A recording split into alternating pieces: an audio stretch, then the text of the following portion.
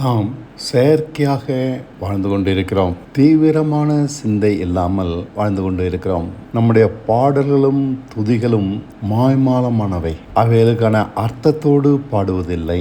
நம்முடைய துதிகளும் உண்மையானது அல்ல. நம்முடைய பரிசுத்தமும் போலி, இயற்கையானது அல்ல.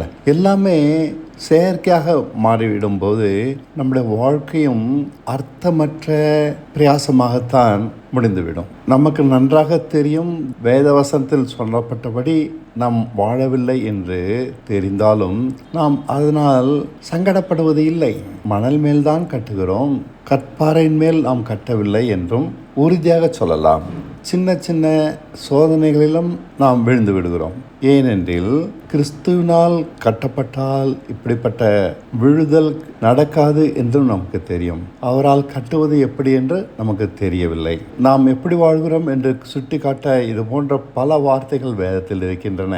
அவையெல்லாம் செவிடன் காதில் விழுந்த வார்த்தைகளாகவே பயனற்று இருக்கின்றன. குஷ்டரோகி சமுதாயத்தால் புறக்கணிக்கப்பட்டவன் பழைய ஏற்பாட்டு காலத்தில். அவர்கள் எல்லோரும் வாழ்கிற இடத்திற்குள் வரக்கூடாது.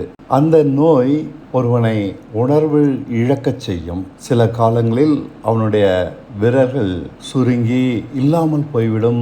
அவனால் நடக்க முடியாது, சாப்பிட முடியாது. இப்போது பல நல்ல மருந்துகள் அதற்கு இருக்கிறது. தேவன் இஸ்ரவேலர்களை உணர்வற்ற மனுஷர்களாக கூடாது என்று இப்படிப்பட்ட குஷ்டரோகிகளை விட்டு விலகும்படிக்கு ஒரு அடையாளமாகத்தான் சொன்னார். அவர் நோயாளிகளை வெறுக்கும்படிக்கு சொல்லவில்லை.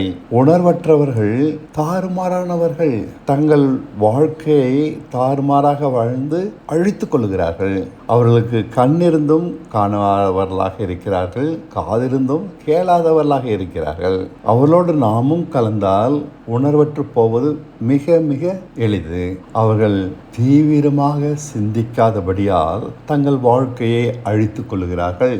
நாம் உணர்வுள்ளவர்களாகும்படிக்கு ஒன்றும் செய்ய வேண்டாம், சிந்திப்போம். அர்த்தமற்ற பழக்கங்கள் பற்றி சிந்தித்து பார்த்தால் எளிதாக அவைகளை விட்டு வெளியே வந்து விடுவோம். செயற்கையான வைராக்கியங்கள், போலியான வைராக்கியங்கள், வெற்று வைராக்கியங்களில் நம் வாழ்க்கையை கட்டி கொண்டிருக்கிறோம்.